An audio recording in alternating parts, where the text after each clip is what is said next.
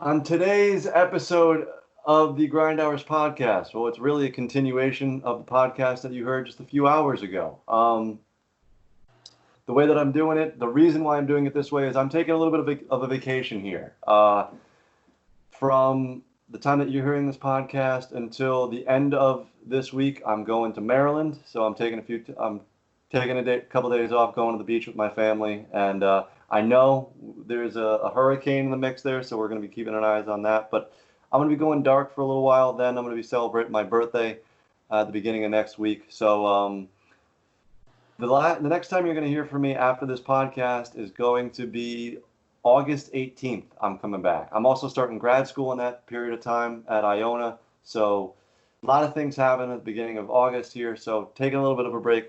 This is not a extended hiatus. I'm giving you a hard date of when we're going to be back, so just a little bit of bookkeeping, beginning of the podcast here. So after this one goes up, August 18th is the return. Yeah, so Dayton, this is a NBA revisiting of the MVP, Rookie of the Year, Defensive Player of the Year, and all NBA teams. We did this back in April, and the NBA has announced that they will not be using the bubble games as criteria for this year's awards. However, being that we've been away from basketball for so long, my opinions have changed on who I think should be on the All-NBA teams, the MVP, and all of that. So we were in kind of lockstep with our picks in April. I don't think that's the case anymore because of how drastic my opinions have changed on everything. So jumping right into it here. Going over MVP. Both of us said in April that we thought Giannis would be the MVP. You thought he would win it, maybe not hands down over LeBron, but with a comfortable margin. I thought because of the seasons that Davis and LeBron had, that they would split hairs and they wouldn't get enough votes to beat Giannis, and that would hurt LeBron. My opinion on that has completely flipped, and it's actually kind of interesting. And I'm going to draw some of my reasoning for this through the Last Dance documentary. I have not rewatched it since it aired in late March and April. But some of the Jordan stuff that was in that documentary is, I'm relating to LeBron right now. And it's really striking a chord with me how similar some of Jordan's MVP seasons are to the season that LeBron is having right now. And I think LeBron's the best player in the league, and he's had the best season, even though what Giannis is doing, or what Giannis did with not playing fourth quarters and the PER stats and the usage stats and the win shares and the plus minuses and all that, I still think LeBron is the best player, and he's shown that I'm not taking this season off in the regular season. I'm going at it this year, and I'm giving you my all, and I'm dominating the league just like Jordan did. And, I think that is enough for me to give LeBron the MVP, because for how many years we're like, well, LeBron's really the best player in the world. He doesn't really show it in the regular season. He just waits until the playoffs to show it when it really matters, and that's when he turns it on. The on switch, the 0 dark 30 switch, has been on the entire time for this season. And the other thing is, I think it's voter fatigue with Giannis. No, the NBA doesn't like giving back-to-back MVP awards. They always like switching it up. So I think LeBron this year finally gets the MVP that everyone has been thinking, well, I mean, he's the best player in the world. Why don't we just give him the MVP every single year? I think he's earned it this year. What say you? I definitely think he's earned it. The thing is, will the voters give it to him? And you also hit it on the nail with voter fatigue is a thing, and also, the NBA loves to crown.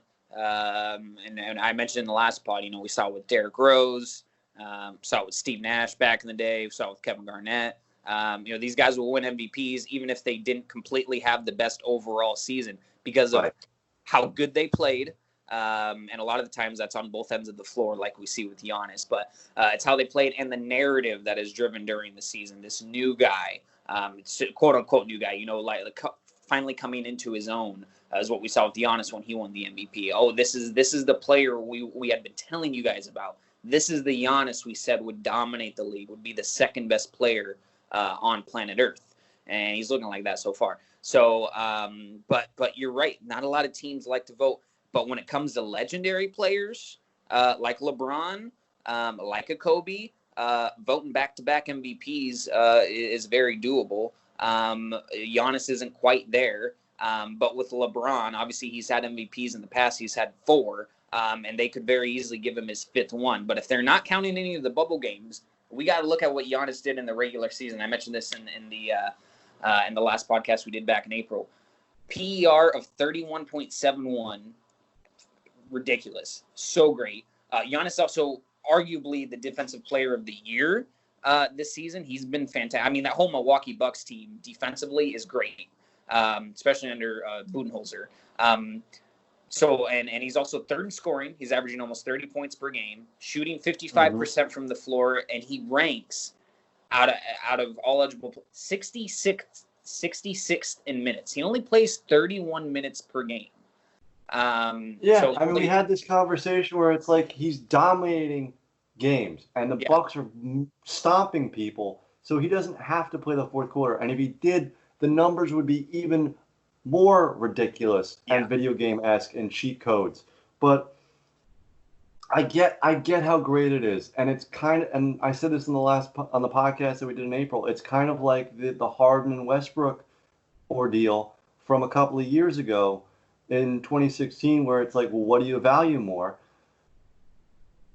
Honestly, I value the level of competition more. And it's weird. And we didn't bring this up in the last podcast. Giannis is in the East, and he is the LeBron of the late 2010s. He's the cream of the crop. He has nobody that he's going up against. And it's kind of not fair because of the numbers that Giannis are putting up are fucking legendary, and they're amazing. And it's one of a time, like he's not going to do this again. And if he does, then it's ridiculous. And he cements his status as a Pantheon guy in the league right now. He's knocking on the door. And I think at some point he will burst through that door and say, all of the doubters that have been doubting me that don't think I'm a top 2 guy, here I am. And this is what I can do. But, I mean, you look at the teams that LeBron has had to go up against in the West, it's the Clippers when they're healthy. They beat the Lakers twice. It's the Rockets when they're on fire. The Nuggets have been consistent the entire year. Even teams like the Pelicans who can catch fire with Zion and Brandon Ingram, and Lonzo's had a great year. There's more teams out west that are just it's murderer's row. It's everything that we thought to a certain extent. In last June, when Kawhi signed with the Clippers, it's like there's not enough teams. There's not enough space for everyone to do stuff here. Take a quick break and back after this. Feed Hudson Valley is a regional food rescue and harvesting network in the Hudson Valley, operating through Dutchess, Orange, Ulster, Columbia, Greene, Putnam, and Sullivan counties. It links donors of prepared but unserved food and fresh produce with nonprofits and food assistant programs.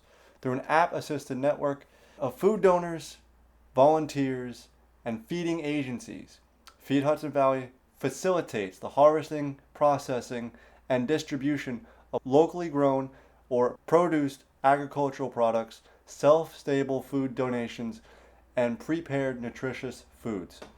The app used is called Chow Match, and it is easy for volunteers to download and use. Among the donors are restaurants, farms, food makers, stores, hospitals, and universities. The food assistance programs include food pantries, soup kitchens, and shelters. Volunteers are matched through the Chow Match app when a donation is available. They can indicate that they are available to make a run and then pick it up for a donor and deliver it to the agency. The Feed Hudson Valley Network currently includes over 300 volunteers, 130 donors, and 95 receiving agencies.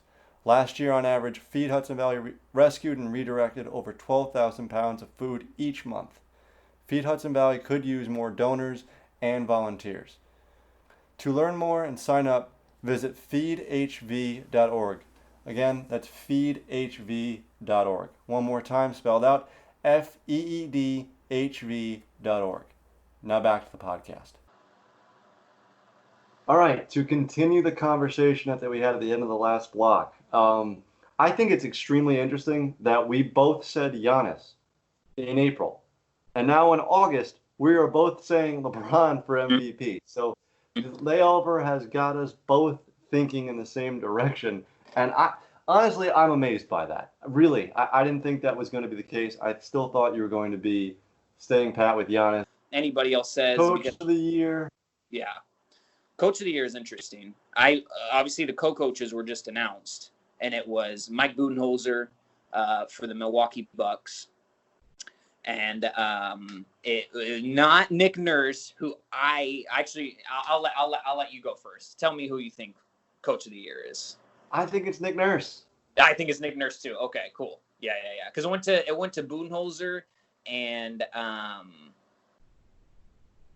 who was the other? Let me actually look it up real quick. I was literally just looking at it too, because it's for the first time in a long time it was co-coaches.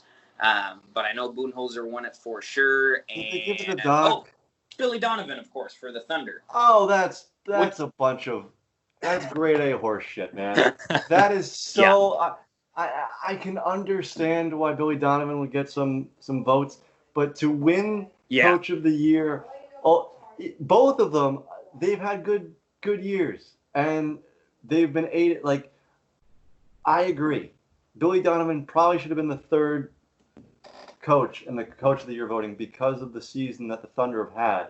But what Nick Nurse is doing without Kawhi and the title defense in Toronto, not laying over, not being the 2012 Dallas Mavericks, just punting on a title defense and saying, we're still the best team in the league, come and get us.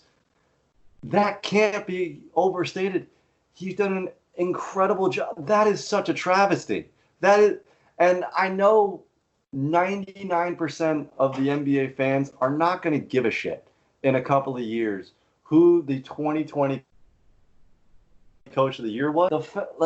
Some of this stuff matters. When you look back in 5-10 years and say, what were the awards for the 2020 season? To see that, I don't think it paints an accurate description of the season because you're discounting what the Raptors have done. And that is just, I can't, I'm so disgusted about that.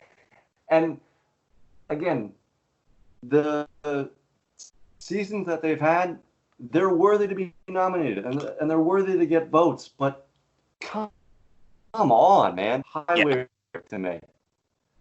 I was really shocked when I saw that. Yeah, I'm with Billy Donovan deserves votes. This Thunder team, especially after they traded Paul George away, they weren't really counted in as being a playoff team at all. There was talk in July and August of last year of Chris Paul getting traded before the season started, and the Thunder being a bottom feeder. Yep. So, yeah, I get it. And Billy Donovan, up until this season, was a couple of bad games away from getting the pink slip and going back to college basketball.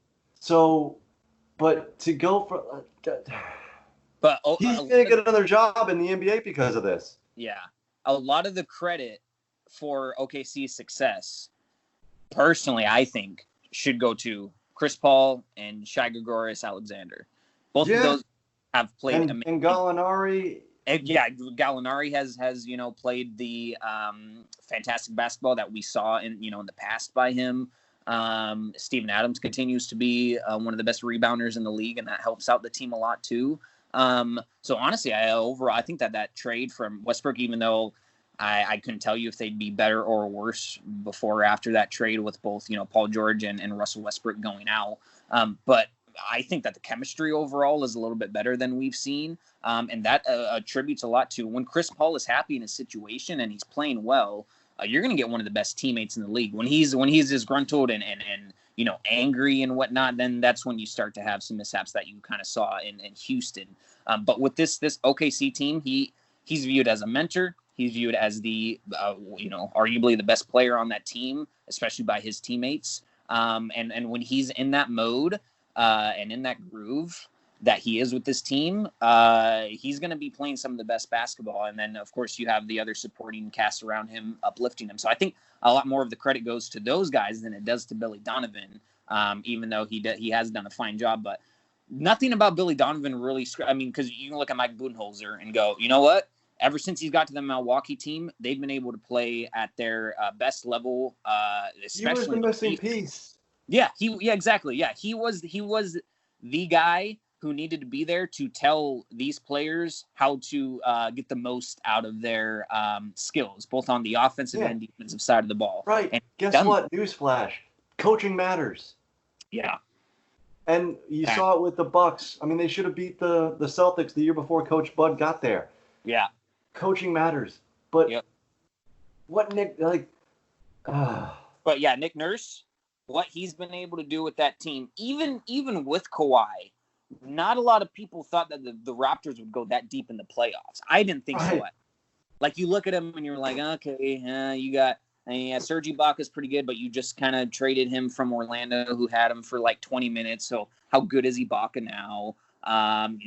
Van Vliet was playing, significant minutes for that team because Nick Nurse saw that he was not only a good ball handler, but the speed that he brought onto the floor was able to create so much open space for that team, which got Kawhi a lot of good shots, which got guys like Danny Green a lot of threes that helped that team out a lot. And this was all, a great offensive flow from Nick Nurse, who is still such a young coach in this league. Nick Nurse, if it doesn't make me feel any better, but if it makes you feel any better, he did get second place. I guess technically be third, but Nick Nurse definitely deserved to be coach of the year. What he's done with the Raptors this season, with losing Kawhi, and not only did they lose Kawhi, they didn't get really anything back for Kawhi. So the fact that they've been able to play this well, second team in the East, without their superstar, they don't have a superstar on that team, and they're the second best team in the Eastern Conference. It's incredible, and Nick Nurse deserves a majority. Plus Pascal Siakam. Well, of course, Siakam has turned into a star for sure. Superstar, easy. I mean, not there yet. But yeah, Pascal Siakam. Sorry, Siakam, if you're listening, I didn't mean to leave your name out like that. But that's the best player on the team. Nick Nurse.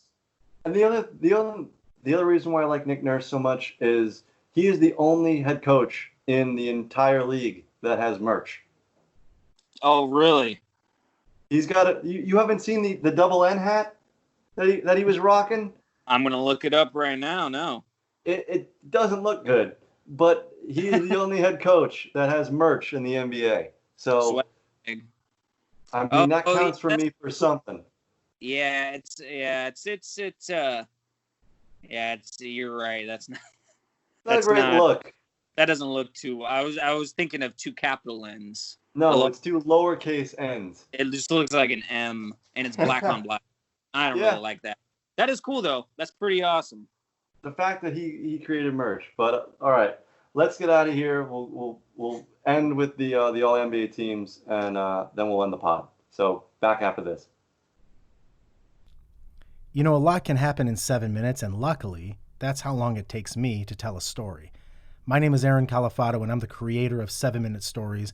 I'm proud to partner with Evergreen Podcasts, and I'd like to invite you to join me on this journey. I'm going to take you on some crazy roller coaster rides using my unique extemporaneous storytelling style, and together, We're going to try to make sense of the world, all through the art of storytelling, and all in approximately 7 minutes. All right, so this is the other part of the awards concoction that has changed for me. I've completely dismantled my All-NBA teams from April and rebuilt them. So we'll alternate. I'll go first team first, you go second team first, and I'll go third team first. Fair? Sounds good. All right, so my first team, LeBron at point guard. You can do this because of the way that the NBA has changed the rules around with positioning. And LeBron has played point guard the entire year for the Lakers. He's leading the league in assists. We went over that. So LeBron at guard, Luka at guard, Giannis, Davis, and Jokic. I don't have Kawhi on here because Kawhi, to me, the load management, not playing that many games, you need to play games if you want to be a first-teamer. And every single guy on this list has played a significant amount of games and been the top guy at their position. I know you could slide Davis over to center, and a lot of people are going to do that. And he's probably going to be the first-team center. But to me, that's my first team. Those are the best 5 guys in the league. I like it. I can dig that. My first team my second and third have slightly changed from last time we talked, but my first stayed the same. I got Luka, I got James Harden, I got LeBron, I got Giannis, and I got Anthony Davis. I think those were the 5 best players. Granted, I wish the Mavericks had a better record because, to be first team All NBA, I think that you should be on a arguably top 5 team in your respected conference. But a lot of times you can make exceptions to that rule. I think the way Luka's been playing, 3rd in the league in assists and 6th in scoring on a Mavericks team where he is the guy. And Porzingis has missed a little bit of time, so he's been without his right-hand man for a little bit and still getting used to that big trade that sent off, almost half of the team of the Mavericks. So Luka's been having to adjust this season, and he still played lights out. Other than that, Harden, James. His second year in the league, and he's doing he's going nutso. He's LeBron 2.0. Yeah, exactly. He's freaking. He's LeBron before LeBron. I mean, LeBron was not doing this in his second year. Like, he was not controlling the ball the way he controls the ball. Nobody does this in their second year. Nobody. Yeah, it's been crazy. So definitely deserving of the first team. And then, the other 4 guys, Harden, James, Antetokounmpo, and Davis, those have been the 4 best players this season in my mind. Davis, both ways, when he's been healthy, he's been phenomenal. James Harden, even though, watching him is kind of an eyesore with how many dribbles he takes, how many moves he tries to do, and how many, foul calls he tries to get. The way his basketball is, he's been playing the same type of basketball for like 4 or 5 years now. Nobody's figured out truly a way to fully stop it, like consistently throughout the season, and it works. Yeah, if it ain't broke, don't fix it. He's been playing. Once he gets to that's the thing. Once he gets to the rim, he doesn't miss. And then if he gets any sort of separation on 3, he's usually lights out with that too. But he is just such a fantastic finisher around the rim that once he gets there, it's essentially automatic. And granted, I know that's not a lot to say that layups are automatic, and that's impressive for an NBA player, but the amount of attention he gets once he goes down there and the fact that he's still able to finish is so impressive to me. And the way he gets there too is just nice. The amount of times that he goes down there and does he draw some foul calls? Yes, but he does still get the shit kicked out of him on a nightly basis. And he gets 10 free throws a game, and he's putting up 10 threes a game. So, but for me, what Luka's done with the Mavs is more impressive than what Harden's doing. And that's the reason why I had to slide Harden down to the second team and Jokic up to the first. But go over your second team before I get into mine. Okay, perfect. So second team, went a little homey here, but I don't think it's too much of a stretch. My point guard is Damian Lillard. Figured. 5th in the league in scoring, 6th in assists. He's shooting 45% from the floor, almost 40 from 3.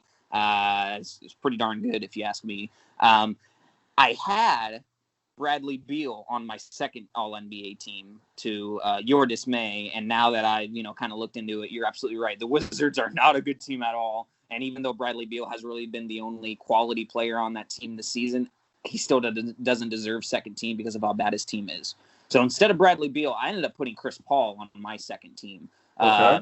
We were just mentioning him with the Oklahoma City Thunder. He's a big reason they've been as good as they are. And especially at his age, the way he's been able to just be an offensive maestro like he is, and still one of the league leaders in steals per game, which I feel like every season Chris Paul is like top 3 in steals per game. Like he just always finds a way to get after the ball, and I love that about him.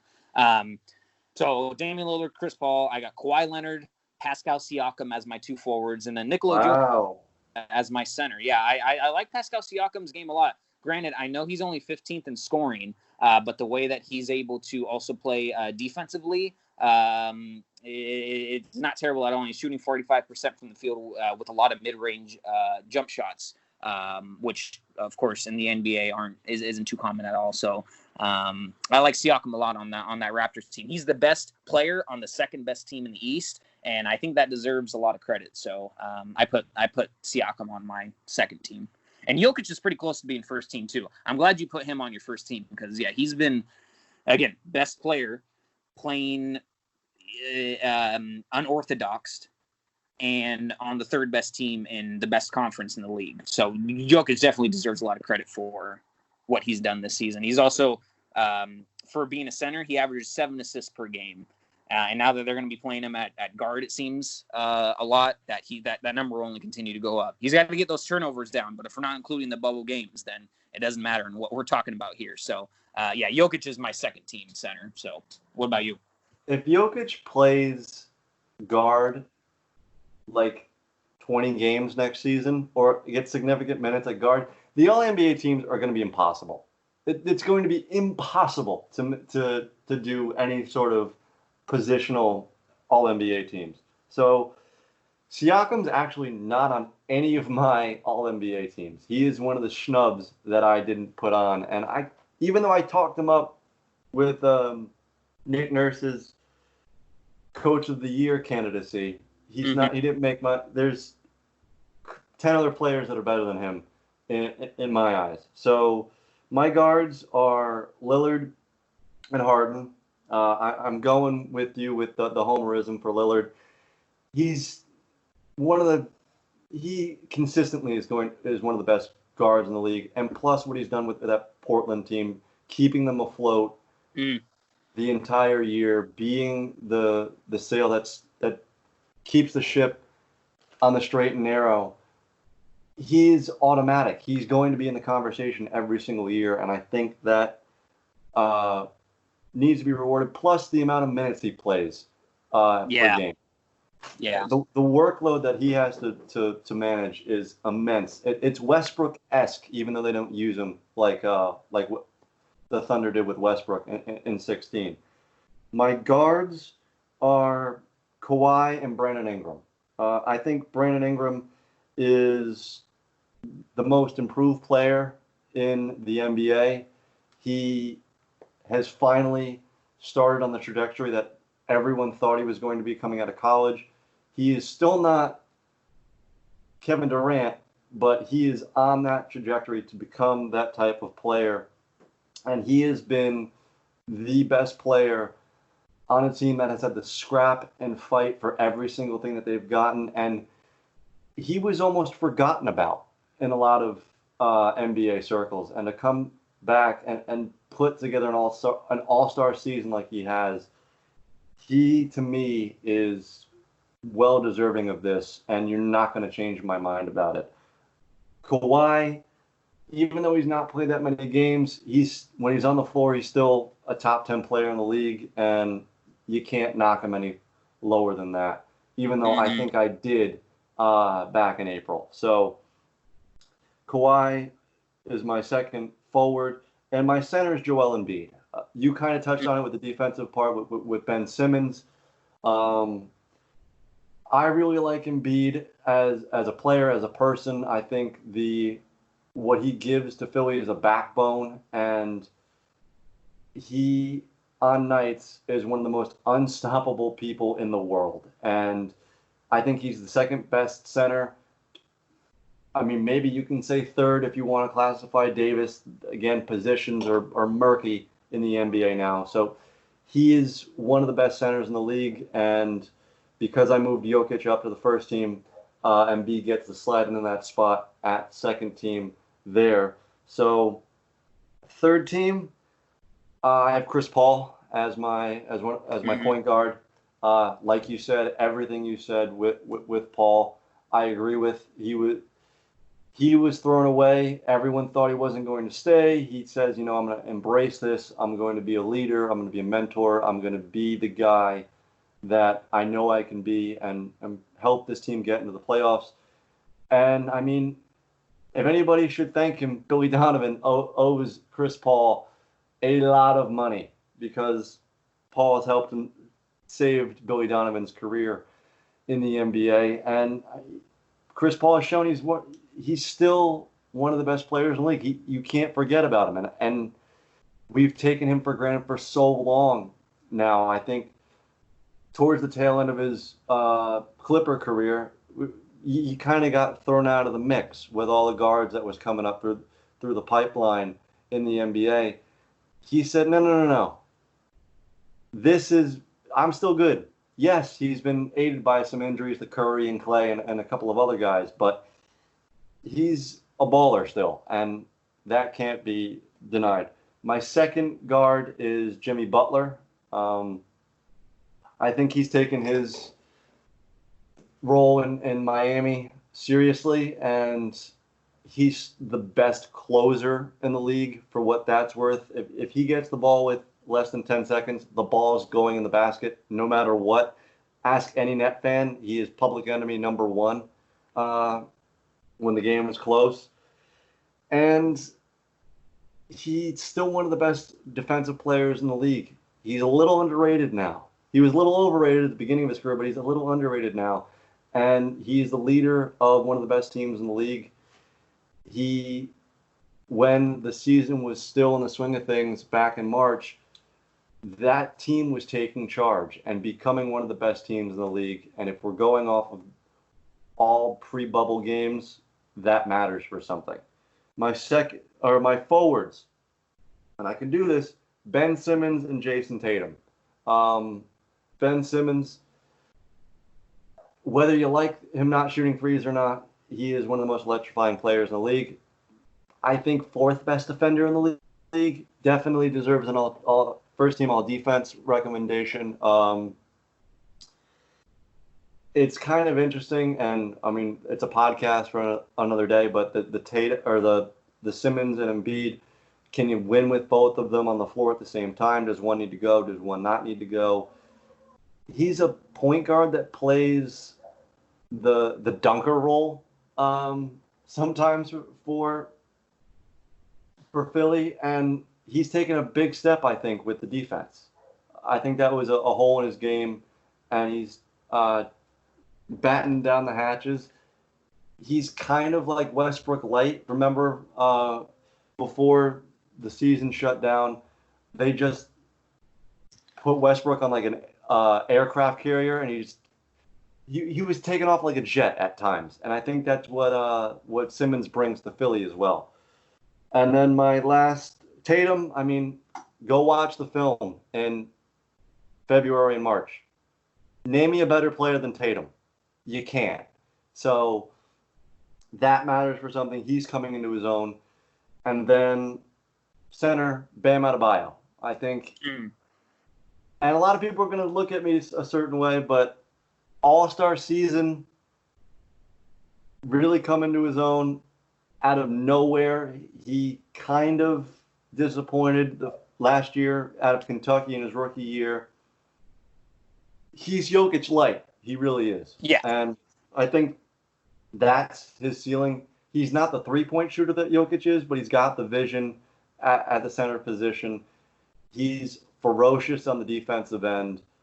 And, I mean, he at times looks like Miami Shaq down there in the post. So I'm giving it to Bam Bam.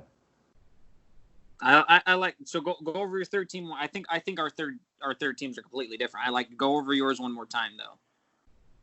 Paul, Butler, Simmons, Tatum, Bam. I like it. Okay. Yeah, ours are somewhat similar, completely different for the most part though.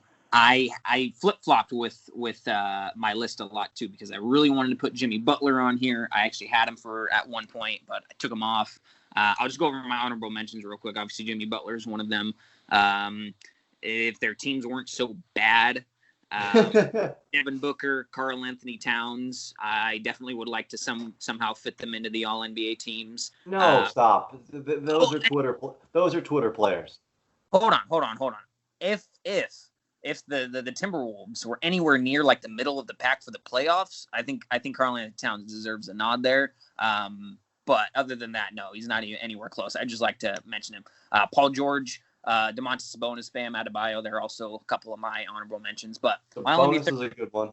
You are not going to like I should say a majority of this list you will like, but you won't like my first guard, and it is Bradley Beal. I got to put Bradley Beal on there. Now, his team made it to the bubble. So I'll give them credit there. They weren't totally atrocious. He single-handedly got that team to the bubble. It's the Washington Bradley Beals. Yep. I had him on my third team in April. I totally get where you're coming from, but I looked at it again. I'm sorry. He is number one on the honorable mention list for me. And if you recall, I also had Trae Young on my All-NBA third team back in April. Yeah, we had a whole discussion about that. I'm glad he's gone. You opened my mind, and he's not even on my honorable mention list, even though, I mean, he's had a fantastic season, but the Hawks are just way too bad. Now, and I like how you said the Washington Bradley Beals. That should be the new football team name. That's the name.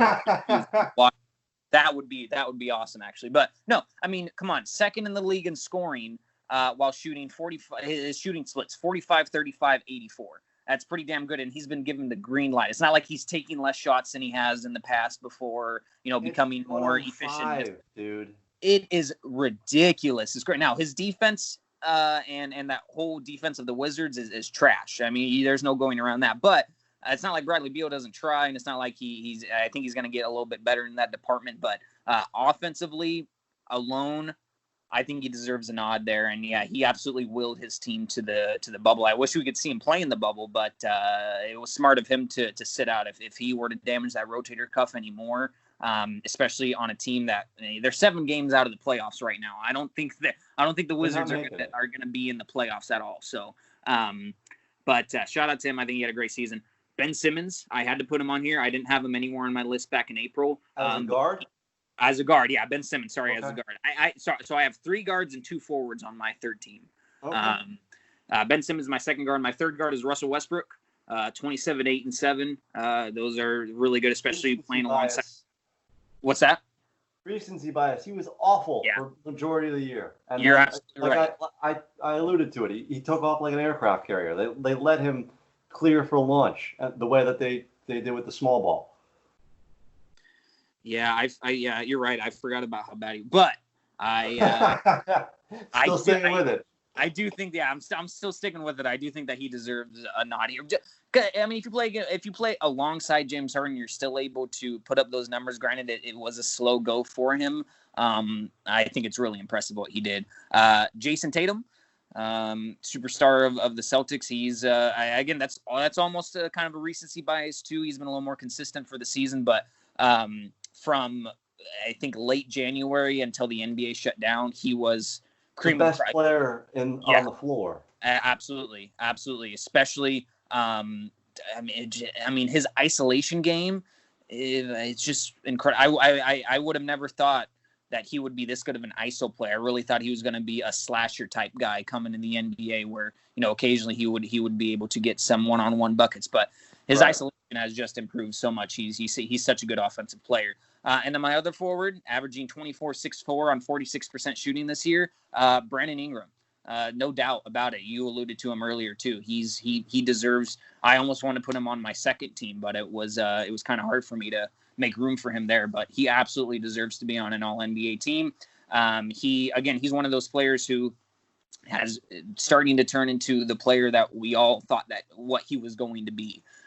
Because again, on the Lakers, he showed flashes. He was pretty good here and there, but he needed to go to a team like the Pelicans that can really open up the opportunities for him, especially there on offense. And defensively, he's not a slouch at all either. He can grind his nose in there and make some plays. But, I think Brandon Ingram definitely deserves to be considered for second team as well. But it was just hard to fit him in there. But, that's my Beal, Simmons, Westbrook, Tatum, and Ingram are my third team. And that's pretty darn good and youthful. I mean, obviously outside of Westbrook, pretty good and youthful third team, I'd say. So even though I might like yours a little bit better, I think mine is still pretty darn good. So I can understand. I had Beal on my team once upon a time. I can understand that. Westbrook, I don't understand it. But hey, I don't have to understand it. It's not my team. On that note, that's a good place to end. Dayton, tell the people where they can find you and all that good stuff before we get out of here.